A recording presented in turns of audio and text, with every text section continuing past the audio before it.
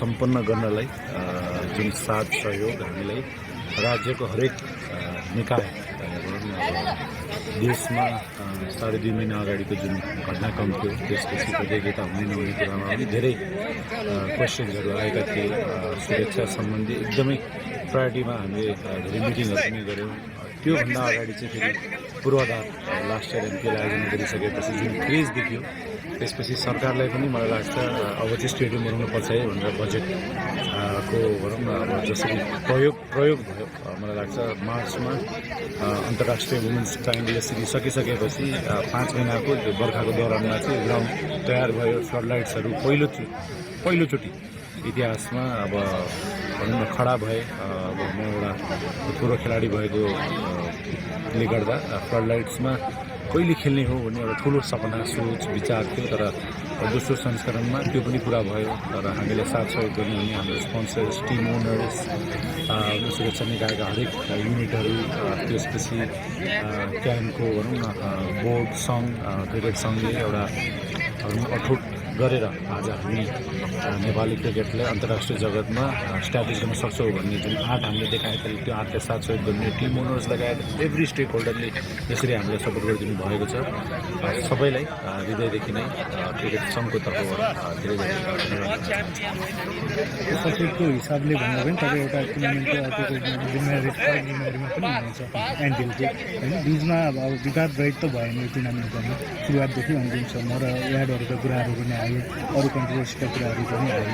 त्यो कुराहरूलाई चाहिँ कसरी तालमेल मिलाएर अगाडि बढ्छ? अब यस्तो हुन्छ अब यो क्रिकेट प्रतियोगिता र खेलकुद समग्रमा हाम्रो जुन संरचना छ त्यो संरचनामा नेपाल क्रिकेट सङ्घले चाहिँ एमपिएल लगायत अरू अन्तर्राष्ट्रिय प्रतियोगिता आयोजना गरेर चाहिँ हामी आत्मनिर्भर हुने एउटा प्रयास गरिरहेका छौँ। अब हामी अलिकति बढी एक्साइटेड पनि हुन्छौँ भनौँ न कि भर्खर दोस्रो संस्करणमा प्रवेश गर्दैछौँ।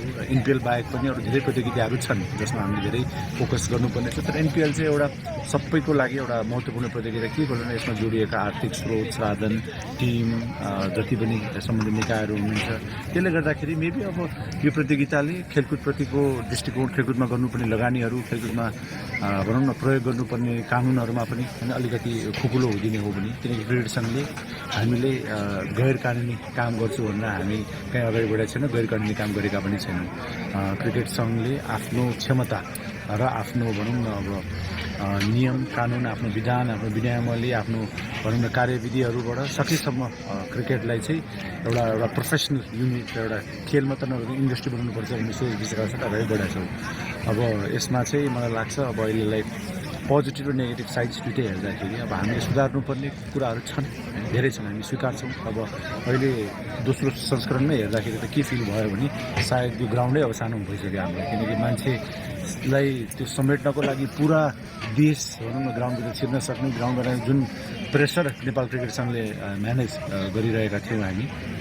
प्लस अब म एउटा क्रिकेट फर्मर क्रिकेटर, अहिले सचिव भएर पनि यो अब क्रिकेट सङ्घको सचिव, फर्मर क्याप्टेन, पूर्व खेलाडी, त्यसपछि हो भने एङ्कल गभर्निङको एउटा भनौँ न संयोजक भन्यो भने नै हामी आफूले एउटा ट्यागमा बढी सीमित राखेका छौँ कि होइन। जिम्मेवारी जति नेपाल क्रिकेट सङ्घको सचिवको छ त्यतिकै जिम्मेवारी नेपाल क्रिकेट सङ्घको अध्यक्ष, कोषाध्यक्ष लगायत समग्र बोर्ड मेम्बर्सहरू सबैले पनि यसको भूमिका बुझेर यो खेल्ने गर्न सक्ने जुन एउटा क्षमता देखाएको छ त्यसलाई भनौँ न ग्लानी गर्दै आफूले गर्न सक्ने जे जति पनि कुराहरू छन् स्ट्रेन्थ विकनेसलाई एनालाइज गर्दा चाहिँ हामी अहिले राम्रो अवस्थामा पुग्ने एउटा बाटोहरू बनेको छ जस्तो लाग्छ।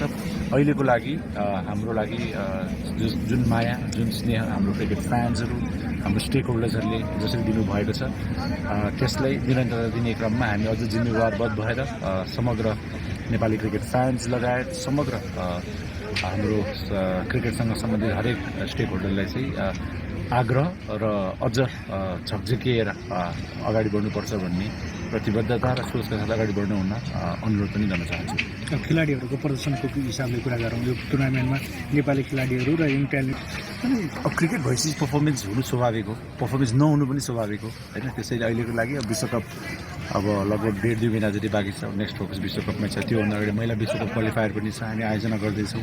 त्यसैले अब नेपाली प्लेयर्सले पर्फर्म गर्यो, विदेशी प्लेयरले गरेन भन्नुभन्दा पनि अहिलेलाई समग्रमा एउटा नेपाल क्रिकेट र नेपाल क्रिकेटसँग जोडिएर, जस्तो विदेशी खेलाडी राम्रो खेलाडी आउनुभयो, ठुल्ठुला प्लेयर्सहरूसँग हाम्रा घरेलु क्रिकेट खेलाडीहरूले ड्रेसिङ रुम सेयर गर्ने मौका पाउनुभयो।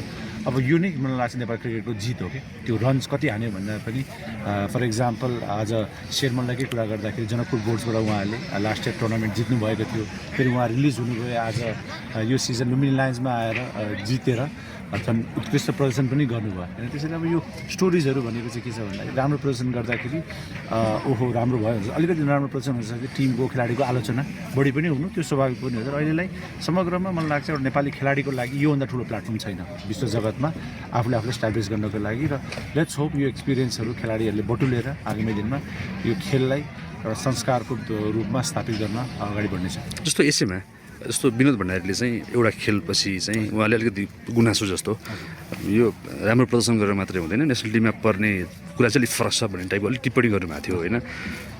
जस्तो यो पर्फर्मेन्स गर्ने कुरा र नेसनल टिममा पर्ने कुरा चाहिँ अलिकति फरक हो।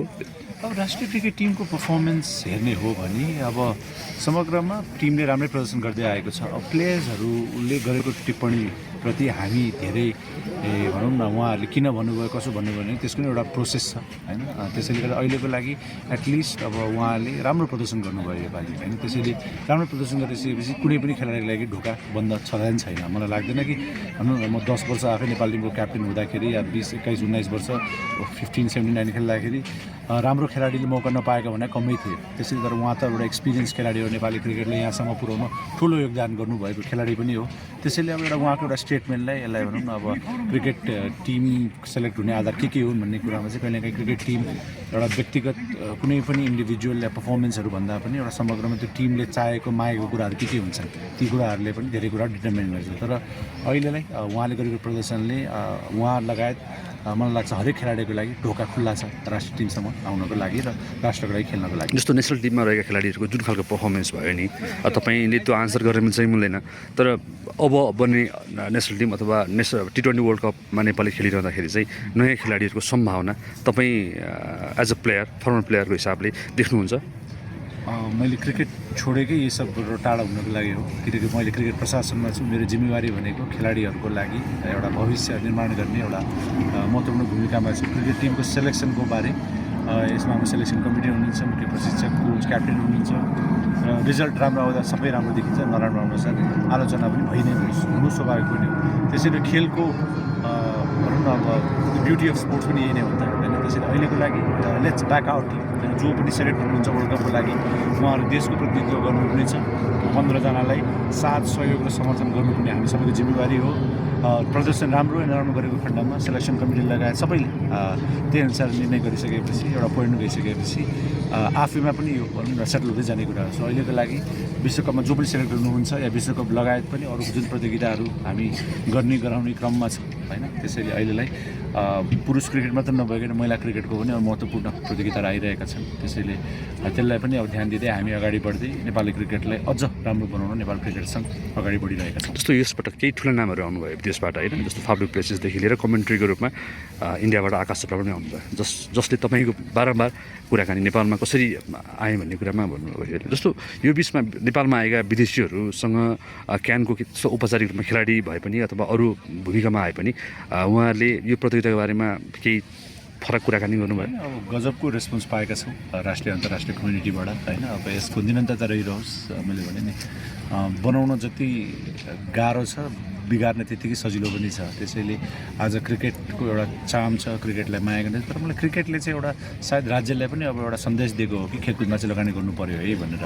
मलाई लाग्दैन कुनै पनि खेलमा लागेका जति पनि हाम्रो अरू खेलका खेलाडीहरू पनि छन् उहाँहरूमा क्षमताको कमी हो, तर कमी के को भन्दाखेरि कन्फिडेन्स, उहाँहरूको अपब्रिङ्गिङ, उहाँहरूलाई ग्रुमिङ कसरी भइरहेछ, यी सब कुराहरूमा फोकस गर्दै अगाडि बढ्ने हो भने चाहिँ आइएम स्योर अब हामी मेहनती छौँ। तर नेपालीहरू हामी मेहनती सँगसँगै हामीलाई स्ट्रक्चरको एउटा एकदम महत्त्वपूर्ण जरुरी छ। अहिले नेपाल क्रिकेटकै कुरा गर्नुभयो भने स्ट्रक्चर अझ बनिसकेका छैन।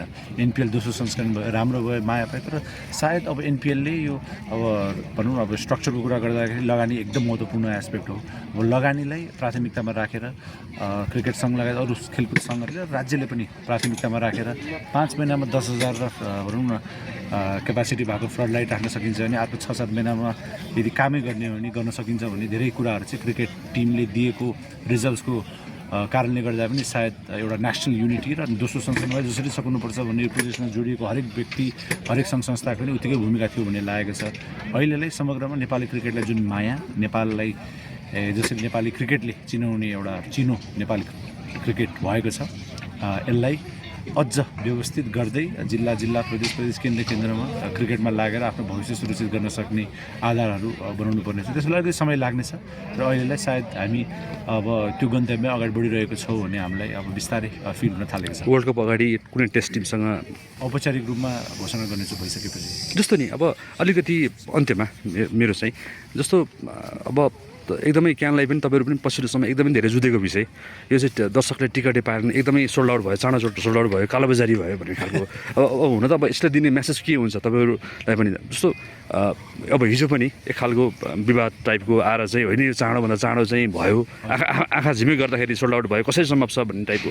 अब यो चाहिँ तपाईँहरूले कन्भिन्स गर्नुपर्ने विषय हो कि होइन, अथवा तपाईँहरू आफैले पनि काहीँ डाउट छ कि छैन तपाईँहरूलाई? अनि यस्तो सुन्नुहोस्, फर्स्ट अफ अल खल्ती हाम्रो टिकटिङ पार्टनर खल्ती हामी त्यसपछि जुन ट्राफिक र जुन नेटवर्क थियो टिकट त्यसमा it would have been very difficult for any system to survive होइन। अब हामी हिजो आइसिसीकै पनि वर्ल्ड कपको टिकट खुलेको थियो, त्यो पनि सिस्टम भनौँ न अब ब्रेक भयो भने हामी न्युजहरूमा पढ्यौँ होइन। त्यसरी अहिलेलाई अब दर्शकको चाहना यति धेरै थियो ग्राउन्डमा आएर टिकट लिएर म्याच हेर्नको लागि। हामीसँग 8,500-9 हजारको टिकट प्लस हामीले डिस्ट्रिब्युट गर्नुपर्ने पासेसहरूको एउटा सङ्ख्या थियो। अनि त्यसमा अब त्यो सिस्टम त जो सिस्टम पनि क्रास हुनु नै थियो, तर यसमा हामीले कुनै पनि क्रिकेट फ्यानलाई वञ्चित नगरेका छौँ न गर्ने पनि छौँ। अब यसमा चाहिँ के हुन्छ भन्दाखेरि सायद अब क्यापासिटी बढाउनै पर्छ भन्ने मैले अघि पनि भनेकै थिएँ। क्रिकेट सङ्घको जिम्मेवारी भनेको हामी नेपाल क्रिकेट सङ्घ हो। नेपाल क्रिकेट सङ्घ जति नेपाल क्रिकेट सङ्घको एउटा पदाधिकारीको हो त्यत्तिकै भनौँ न नेपाल क्रिकेटसँग जोडिएको एउटा मिडियाकर्मी लगायत एउटा क्रिकेट फ्यान लगायत एउटा सामान्य मान्छे नै क्रिकेटलाई माया गर्नुहुन्छ, उहाँको पनि जिम्मेवारी उत्तिकै छ। त्यसैले हामीले जति सक्दो एउटा राम्रो सिस्टम अभियसली बनाउनु पर्नेछ। सुधार गर्ने पक्षहरू यो मात्र धेरै छन् होइन, तर पनि त अब अहिले लिमिटेड स्रोत साधनबाट हामी आफ्नै बलबुतामा अलिकति उठेका छौँ अहिले। त्यसैले अब हामीले टिकटको मूल्यहरूको विषयमा पनि अलिकति आलोचना गर्यो, तर ती मूल्य भनेको नेपाल क्रिकेट सङ्घको खातामा जाने पैसा हो। त्यसले त्यो खातामा आएको पैसाले नै भोलि भविष्यमा हामी सानो सानो भाइ बहिनीलाई एउटा ब्याट बल लिएर तिमीहरू क्रिकेटमा लागेर आफ्नो भविष्य सुरक्षित गर्न सक्छौ है भन्ने खालको माहौल भन्न सक्छौँ। त्यसैले त्यति महँगो पनि गरेका छैनौँ जस्तो लाग्छ हामीलाई होइन। तर अब 24 दिनसम्म 1,000 रुपियाँ दिएर 5,000 अलिकति गाह्रो त हुने हो। अब सकेकोहरूले ग्राउन्डमा आएर साथ गरिदिनु भयो, नसकेकोहरूले देश विदेशबाट हामीलाई समर्थन गरिदिनु भयो। सम्पूर्णलाई क्रिकेट सङ्घको तर्फबाट र एउटा भनौँ न अब क्रिकेटमा हामीले अहिले यो नेपाल क्रिकेट सङ्घले गरेको पहल, नेपाल क्रिकेट सङ्घले गरेको एउटा प्रयासलाई जसरी समर्थन गरिदिनु भएको छ सबैलाई हृदयदेखि नै